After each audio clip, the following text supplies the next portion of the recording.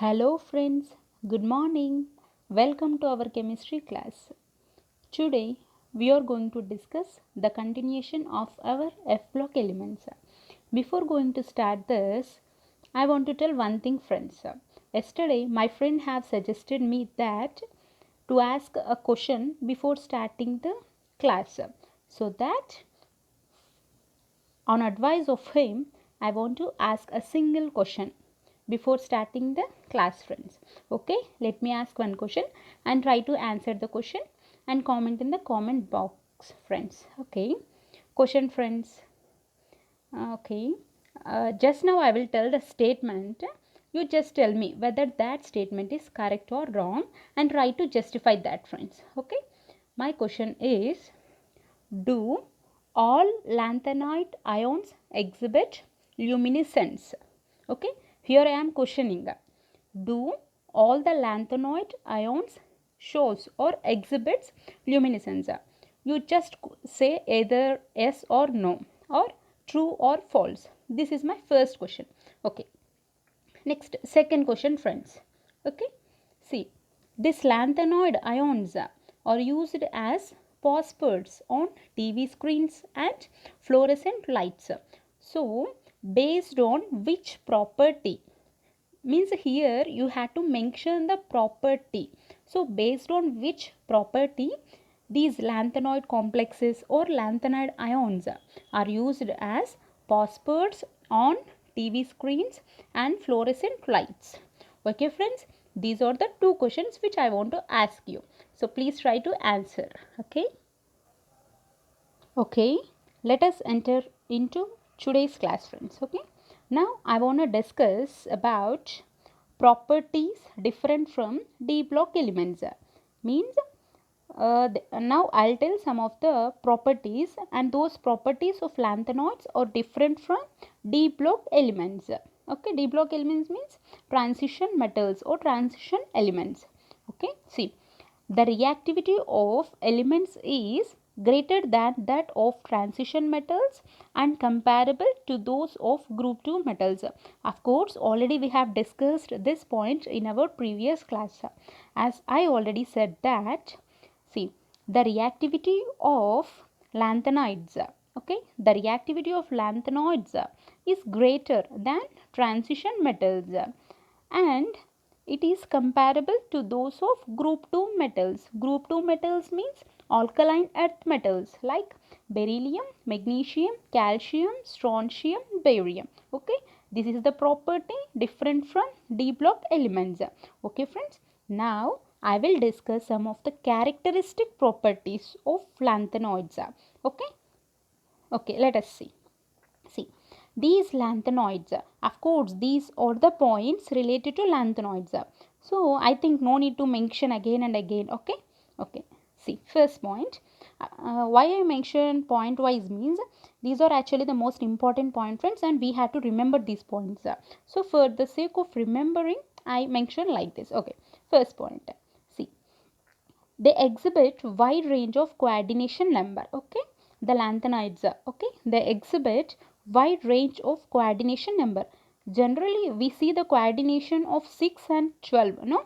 So these are the most familiar coordination numbers, but they can also exhibit 2, 3 or 4. Okay, 2, 3 or 4 also known. So first point is about the coordination numbers.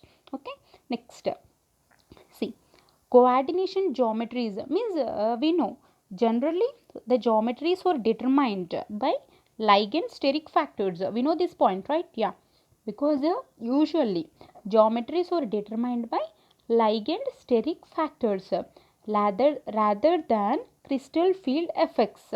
Okay, so this is the point related to lanthanoids. Okay, here the coordination geometries, so the geometries are determined by ligand steric factors rather than crystal field effects.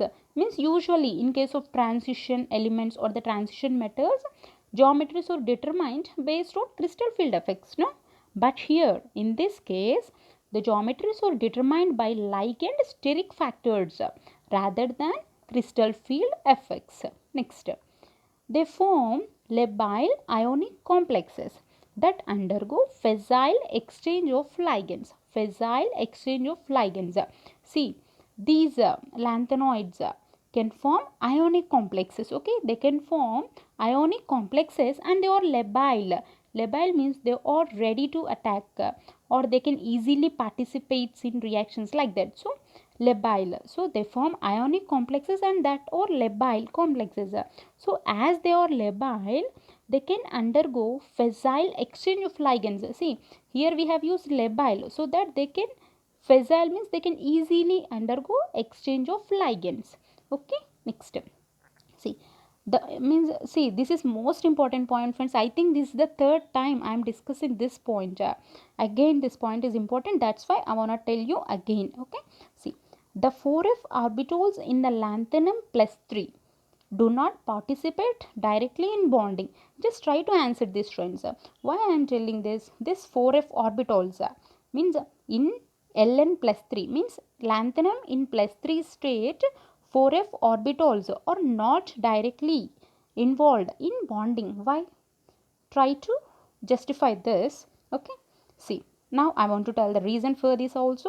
Because the 4f is deeply buried. Okay, it is deeply embedded or it is deeply buried and it is well shielded from outside. Okay, it is means this 4f orbitals are deeply buried and well shielded from outside environment by 5s2 and 5p2 orbitals.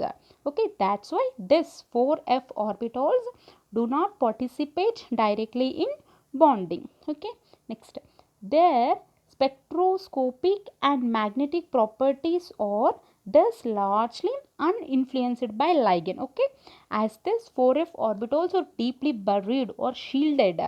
Okay, their spectroscopic and magnetic properties are largely not influenced by ligand or uninfluenced by the ligand. Hope you understood. Next, see, means these lanthanides means they have a small crystal field splittings. Crystal field splittings are present but they are only up to small extent. Next, if we observe the electronic spectra, see, the electronic spectra is very sharp. Okay, if we observe the electronic spectra of lanthanoids, so the spectra seems to be very sharp in comparison with d block elements. Okay, means here we are telling it as very sharp and crystal field splittings are very small. These 2 points are in comparison to d block elements. Okay, next, see, usually means whenever we observe complexes, they used to means in complexes what will happen means mostly they used to combine with electronegative atoms usually, but in case of lanthanides they prefer anionic ligands with donor atoms. Okay, they prefer ligands having a anion, that means anionic ligands with donor atoms. Okay, rather than high electronegative oxygen or the fluorine. Okay, means here they are preferring anionic ligands with donor atoms. Okay, rather than high electronegative atoms. Okay, next, they readily forms hydrated complexes. Okay, these lanthanoids can readily forms hydrated complexes. Okay, they are forming hydrated complexes means what? They have high hydration energy. Okay, means here if a particular element have high hydration energy means they can readily forms hydrated complexes. Okay, thus can cause uncertainty in assigning coordination numbers. Means here it is a little bit tricky or a little bit difficult to assign coordination numbers because they have high hydration energy, so that they can readily form hydrated complexes, so that it can cause uncertainty in assigning coordination numbers. Next, okay, insoluble hydroxides precipitate at neutral pH unless and until complexing agents are present. See, we know means if the hydroxides are insoluble, we can say insoluble hydroxides. Okay, insoluble hydroxides precipitate, we know mostly insoluble things usually precipitate, no? So the same thing, insoluble hydroxides precipitate at what pH? Means at neutral pH. Okay, at neutral pH insoluble hydroxides precipitate until and unless complexing agents are present. Means if complexing agents are present, they may not precipitate at neutral pH. Okay, if the complexing agents are absent, then the insoluble hydroxides precipitate at neutral pH. Okay, next, see, we are discussing a lot about the lanthanoid ions. The chemistry, means this chemistry of lanthanoids is mostly due to its +3 oxidation stage. Okay, certainly in aqueous solutions. Okay, next, these lanthanoids do not form multiple bonds. Okay, see, they do not form, means with oxygen or nitrogen, means here double bond or triple bond. Okay, these lanthanoids do not form multiple bonds of the type known for many transition metals and certain actinoids. We know the transition metals and some actinoids, they can form multiple bonds, but here the lanthanoids do not form these multiple bonds. Okay, next, unlike the transition metals, they do not form stable carbonyls. We know, means usually the transition metals form carbonyls. We know, okay, FeCO5 like this, means the transition metals can form stable carbonyls, but the lanthanoids do not form stable carbonyls. And in zero oxidation state, there is no chemistry to discuss. Okay, and have almost no chemistry in the zero oxidation state. Okay, and now I discussed some of the points. No, among those points, these are the very important point, friends. See, we know in d block elements the coordination number is 4 or 6. It's a usual, okay, it's a common point. So the coordination number of d block elements is 4 or 6. And see, in d block elements, okay, see, in d block elements, geometry is described based on crystal field effects. Okay, so crystal field effects describes the geometry in d block elements, whereas in case of f block elements, ligand steric factors, okay, ligand steric factors describes the geometry in f block elements. Okay, this is the comparative point and it is most important. Okay, see, in d block elements, geometry is described by crystal field effects, whereas in f block elements, geometry is described by ligand steric factors. Okay, next, see, crystal field splitting and electronic spectra. Okay, see, in d block elements, crystal field splitting is large. Okay, in f block elements, crystal field splitting is small. Okay, small.